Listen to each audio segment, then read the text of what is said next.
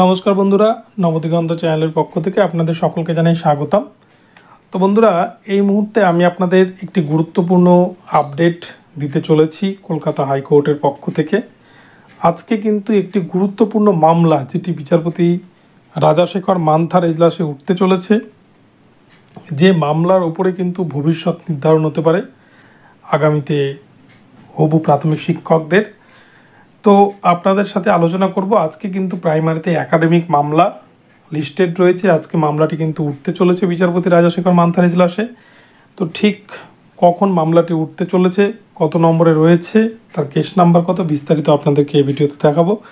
তো আপনারা সম্পূর্ণ ভিডিওটি স্কিপ না করে প্রথম থেকে শেষ পর্যন্ত দেখতে থাকুন। এই ভিডিওতে আপনারা অনেক ইনফরমেশন পেয়ে যাবেন। কিন্তু তার আগে বলে রাখি, যারা প্রথমবার চ্যানেলটি ভিজিট করছেন আপনারা অবশ্যই কিন্তু চ্যানেলটিকে সাবস্ক্রাইব করে নেবেন এই ধরনের আপডেট সবার আগে সবার প্রথমে পাওয়ার জন্য।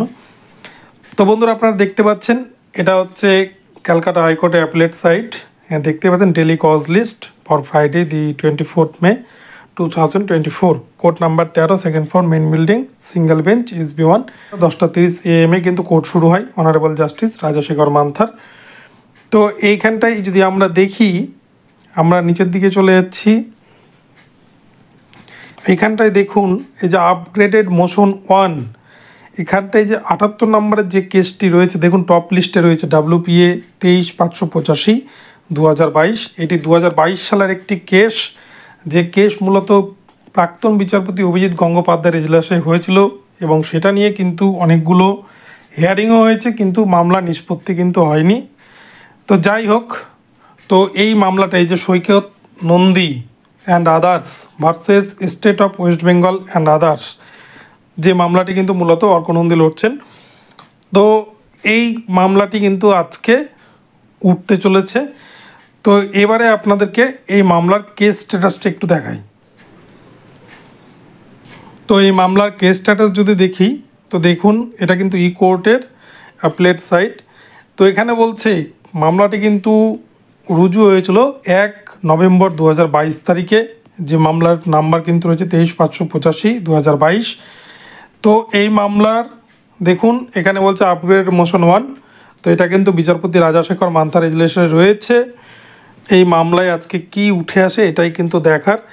এতগুলো অর্ডার কিন্তু প্রাক্তন বিচারপতি অভিজিৎ গঙ্গোপাধ্যায়ের এজলাস থেকে উঠে এসছে।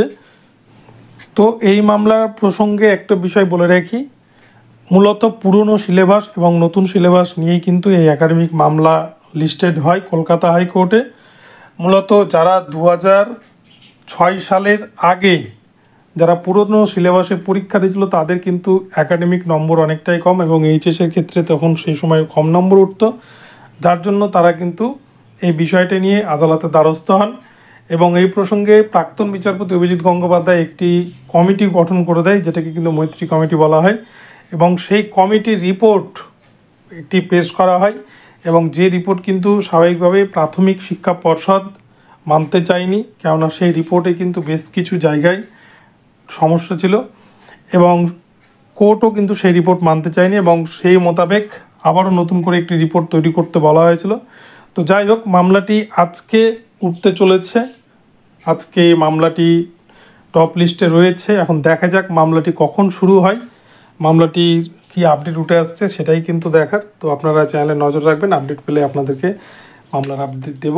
তো ভিডিওটি ভালো লাগলে চ্যানেলটিকে সাবস্ক্রাইব করবেন এবং এই ধরনের আপডেট প্রতিনিয়ত পেতে আমার চ্যানেলটিকে ফলো করতে থাকুন। ধন্যবাদ সকলকে, সকলে ভালো থাকুন। পরবর্তীতে আবার নতুন আপডেট নিয়ে আসছি।